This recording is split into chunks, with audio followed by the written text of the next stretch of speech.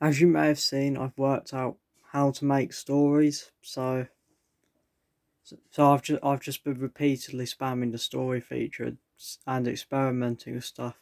Also, Paul Townsend, if you're watching this, stop spamming my comment section, calling me stuff like a loser or saying my improv is rubbish, stuff like that. It's really hurtful.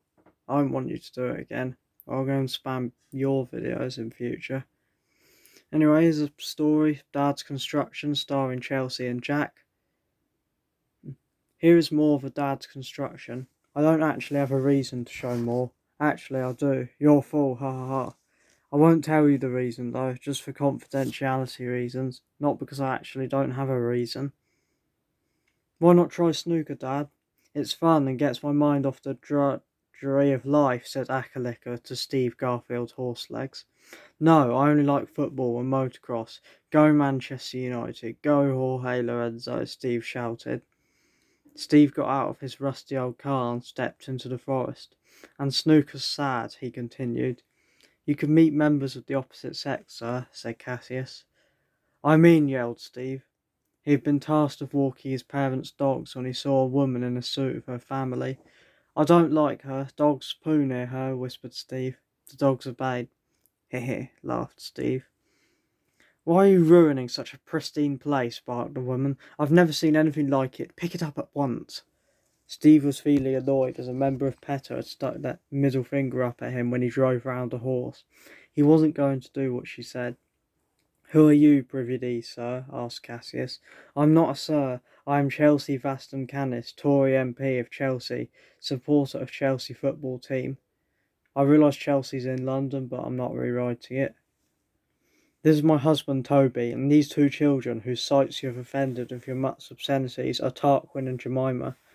I recognise you, said Grandpa, real name Sean. Oh God, my Tourette's is acting up today. Pipe down, Grandpa, let a real man handle this, muttered Steve. Grandpa, real name Sean, ignored him. You were at McDonald's when I drove all the way there to get McDonald's breakfast. You took so long in the queue that the lunch meals replaced the breakfast meals. Ruined my day. Don't be silly, child.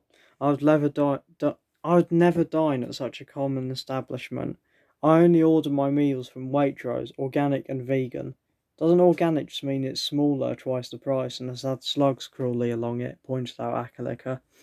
I've had experience with agriculture. Not cabbages, though, or other foodstuffs, or animals. Such ignorance.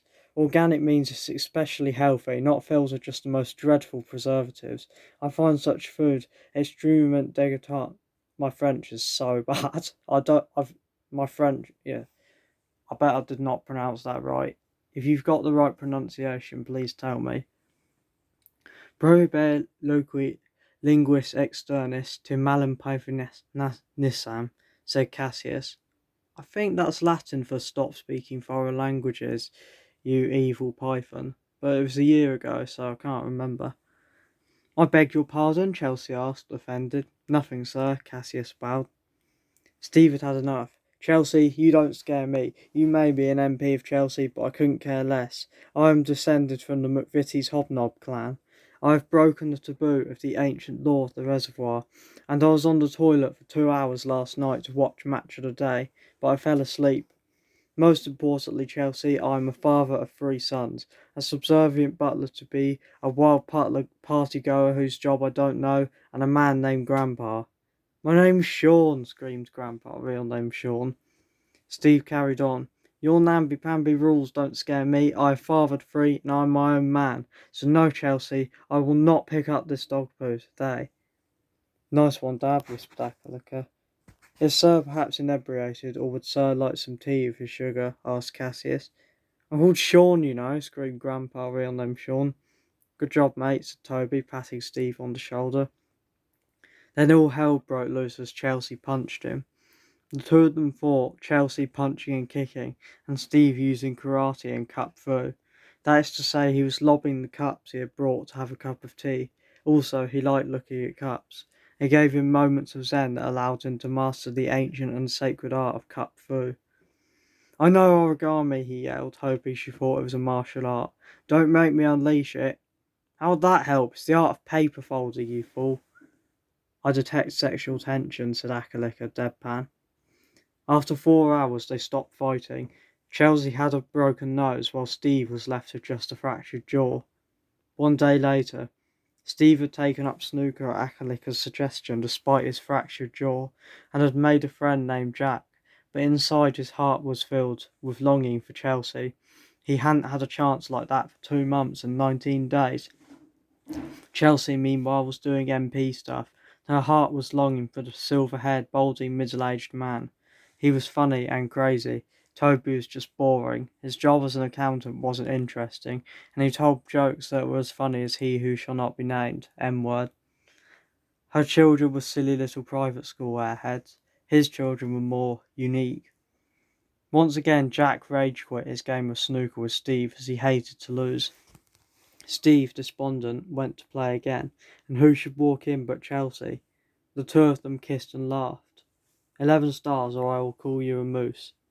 Also watched a Big Les show. I promised a friend I would put in a Big Les show reference. So, yeah, watched a Big Les show. Bye. Have a good day, I suppose. I bet none of you are actually watching now.